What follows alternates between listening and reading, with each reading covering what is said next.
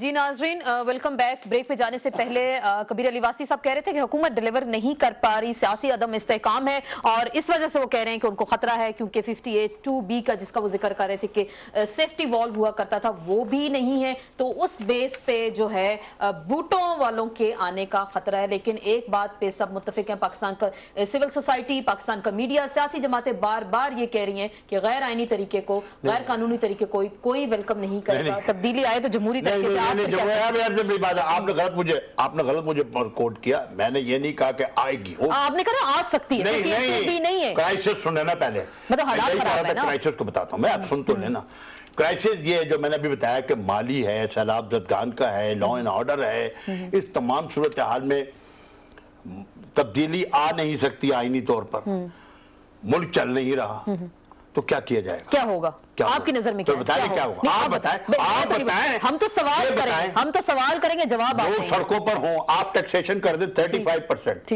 انہوں نے جو پروپوزل دی ہے حفیظ شیخ کو، جو یہ ہے کہ 10% تو آپ امپورٹ ٹیکس لگائیں، 10% آپ سرچارج لگائیں، 15% GST لگائیں، اس لیے ہم آپ کو پیسے جب تک نہیں دیں گے کہ جب تک آپ اپنا ریونیو ہمیں نہیں دکھائیں گے، اپنے سورس آف انکم نہیں دکھائیں گے۔ میری بات سنیں، اس میں اناڑی پن تو نہیں کر رہا ہوں، کوئی آپ کو جو آپ مداخلت کریں یا کوئی آپ کو گالی نہیں دے رہا ہے۔ بات یہ ہے کہ یہ ایک ہارڈ فیکٹ ہے کہ ایک صورتحال بنی ہوئی ہے، ملک مالی طور پر تباہ حال ہے، بینک کرپسی کے کنارے پر کھڑا ہوا ہے، تنخواہیں نہیں دے سکتے بھی تو ان کا۔ پھر جب فائنانس منسٹر یہ کہے کہ بڑے لوگوں سے ہم ٹیکس نہیں لے سکتے، تو پھر کیا ہوگا؟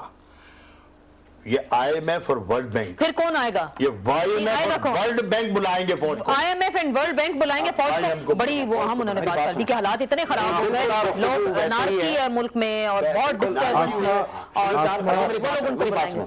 ایسی بات نہیں ہے کہ انارکی نہیں ہے، آپ کی صورتحال ایسی ہے کہ دہشت گردوں سے جنگ لڑ رہے ہو آپ۔ 65 میں بھی یہی صورتحال تھی، اس وقت حیات ہوں گے ماشاءاللہ، حیات ہیں آپ کے سامنے بیٹھے، حیات ہے، حیات ہے آپ کے سامنے بیٹھے۔ جی میری بات تھوڑا میں ختم کر لوں بات کو۔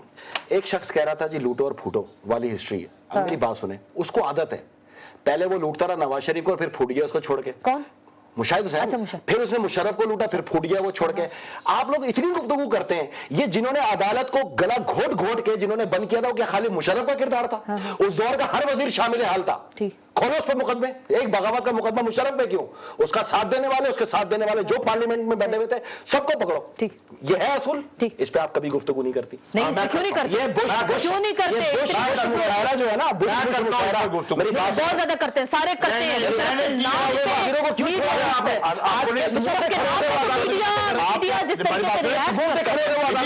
آپ کو نہیں پتا کہ میں نے اس وقت آپ کے ہی پروگرام میں کرٹیسائز کیا مشرف کو،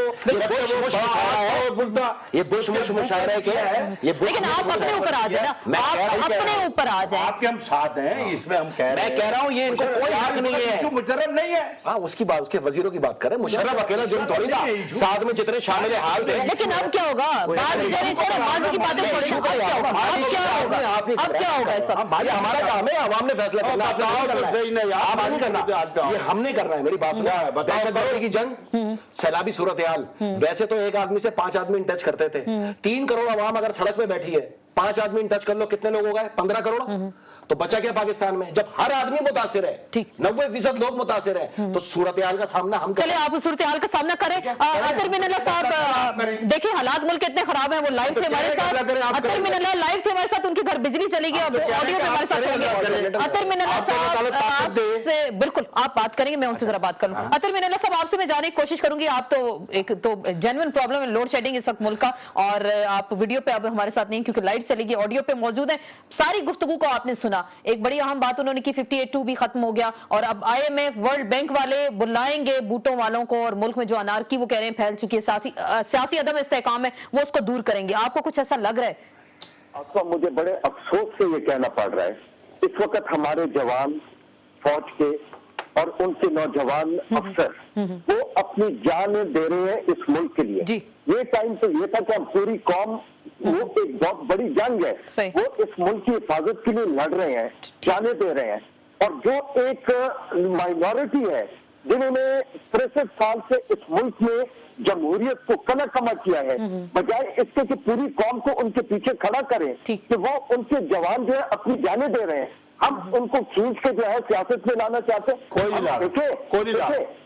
ये इससे एक बहुत बड़ी गुफ्तगू है भाई, कोई सियासत में नहीं आ रहा उनको। इस मुल्क में एक फैक्शनल एलीट 4 जो है ना, उन्होंने इस मुल्क को यरगमाल बनाए हुए 63 साल से। खुदारा इस मुल्क के साथ और ज्यादती न करें, ये मुल्क बहुत बदहाली में आ चुका है और ये उनके साथ जाती है सारी बदहाली। तो आज अभी कबीर अली वास्ती साहब कह चुके हैं ना कि 11-11 सालों में, जिसमें मैं भी मुजरिम हूँ, जिन्होंने 11-11 साल इस मुल्क के साथ जो कुछ किया है, ये आज उसका नतीजा है। आज खुदा के लिए इस हुकूमत एक नाअहल हुकूमत आ गई है, लेकिन इस पार्लियामान को चलने दे, इस सिस्टम को चलने दे, अदालतों का एहतराम करे। कौन रोक रहा है? हुकूमत को चाहिए कि अपने जो मुशीरत है, जो कुछ किया है इन 10 साल में, अख्तर भाई से पूछो कोई रोक रहा है? इसका एहतसाब उनका करें और इस मुल्क को रोक रहा है? इस आवाम की बात करें। देखिए आसमा, सिर्फ एक चीज से खत्म करूंगा। जी बिल्कुल। आप कितने हमारे स्कूल के बच्चों को नहीं पता कि हबीब जालिब कौन है? हबीब जालिब वो शायर है, इनकलाबी शायर, शेर में पाकिस्तान के पीछे रोने और दर्द के और आम पिसे हुए आम लोगों के और कोई बात नहीं है। लेकिन वही हबीब जालिब भूखों फांस हुआ, वही हबीब जालिब जो है उसके बच्चे आज रोल रहे हैं सिर्फ इसलिए कि वो माइनॉरिटी, वो एस्टेब्लिशमेंट, उसका मैसेज उसके खिलाफ था, उसका आज कोई पूछता नहीं है। डॉक्टर अब्दुल सलाम जो है उसने वाहिद एक सियासत साइंसदान था जिसने अपनी काबिलियत से एक पाकिस्तान से शहरी होते हुए पहले इस्लामी मुल्क से किसी ने नोबेल प्राइज। आप कह रहे हैं कि जो हमारे हीरोज हैं उनकी कोई कदर नहीं है। बिल्कुल, आप बड़ी अहम बात कर रहे हैं कि हमारे हीरोज की कदर नहीं है। बिल्कुल, ये बहुत बड़ा मुल्क है, इसके लोग बहुत टैलेंटेड है और इस मुल्क में खुदा ने सब कुछ हमें दिया हुआ है, लेकिन इस एक माइनॉरिटी ने अपने मुफादात की खातिर इसको 63 साल से यरगमाल बना के कभी एक वजीर आजम को इलेक्टेड को कलीदा बांध के जहाजों में करा रहे होते हैं, कभी वो जो है वो एक इलेक्टेड वजीर आजम को कत्ल कर देते हैं अदालत के जरिए। खुदा रसूल के वास्ते इसको बात के बड़ी इसको चलने दें, बात करें कि जी कबीर अली वास्ती बिल्कुल। अतर मिनल्लाह ने बड़ी अच्छी बातें की हैं। इस वक्त वो मसला बिल्कुल जेरे बहस नहीं है हबीब जालिब का या किसी और का, वो बड़े लोग थे, लेकिन मसला ये हो रहा है कि वैसे तो अतर मिनल्लाह को भी हमने गलियों में लड़ते हुए देखा है। जुडिशरी के लिए